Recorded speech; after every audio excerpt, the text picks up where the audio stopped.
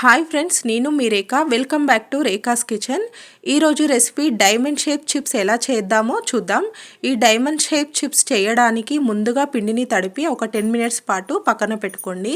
అలా పెట్టుకోవడం వలన పిండి చక్కగా నాని చపాతీ రోల్ చేయడం ఈజీ అవుతుందండి. చూసారు కదండి, ఇలా చపాతీని చేసుకొని మీకు నచ్చినట్టు కట్ చేసుకోండి. నేను మాత్రం డైమండ్ షేప్లో కట్ చేసుకున్నానండి. చూసారు కదండి, ఇలా మొత్తం పిండిని ఇలా డైమండ్ షేప్స్లో కట్ చేసి పెట్టుకోండి. ఇలా పెట్టుకోవడం వలన ఫ్రై చేసుకునేటప్పుడు మనకు ఈజీ అవుతుంది. ఆ తర్వాత స్టవ్ పైన ప్యాన్ పెట్టుకొని డీప్ ఫ్రైకి కావాల్సినంత ఆయిల్ని వేడి చేసుకొని పెట్టుకోండి.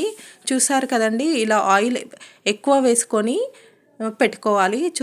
ఆయిల్ వేడెక్కిందా లేదా అని తెలుసుకోవడానికి ఒక డైమండ్ని వేసి మనం చెక్ చేసుకోవచ్చు. ఇలా డైమండ్స్ పైకి వస్తుంది అనుకుంటే మిగతా డైమండ్స్ని వేసి చక్కగా ఫ్రై చేసుకోవాలి. చూసారు కదండి, ఇలా మిగతా డైమండ్స్ అన్నీ వేసాను. ఇప్పుడు ఈ డైమండ్స్ చక్కగా వేగేటట్టు కలుపుతూ ఫ్రై చేసుకోవాలి.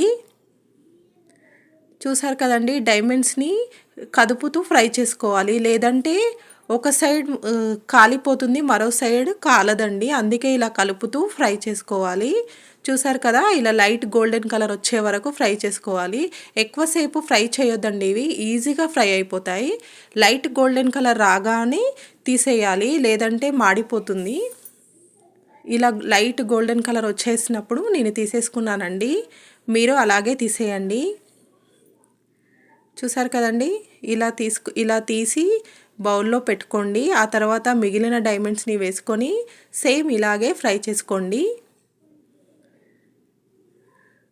ఇలా కలుపుతూ ఫ్రై చేయడం వలన చక్కగా వేగుతుందండి. చూసారు కదా, ఇలా డైమండ్స్ని ఎక్కువగా వేసుకోకుండా కొన్ని వేసుకొని ఫ్రై చేసుకోండి. అలా వేసుకోవడం వలన ఈజీగా ఫ్రై అయిపోతుంది. ఇలా లైట్ గోల్డెన్ కలర్లో ఉన్నప్పుడే తీస్తే ఇలా డార్క్ కలర్లోకి వచ్చేస్తుంది. ఇలా చేసిన స్నాక్స్ పిల్లలకు ఈవినింగ్ టైంలో ఇస్తే చాలా హ్యాపీగా తింటారండి. ఇవి చాలా క్రిస్పీగా ఉంటాయండి. కావాలంటే చూడండి, నేను ఒకటి నలిపి చూపిస్తున్నాను. చూసారు కదా ఎంత ఈజీగా విరిగిపోతుందో. అలాగే తింటే కూడా అలాగే ఉంటుంది.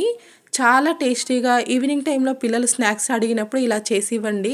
పిల్లలు హ్యాపీగా తింటారు. Thank you for watching.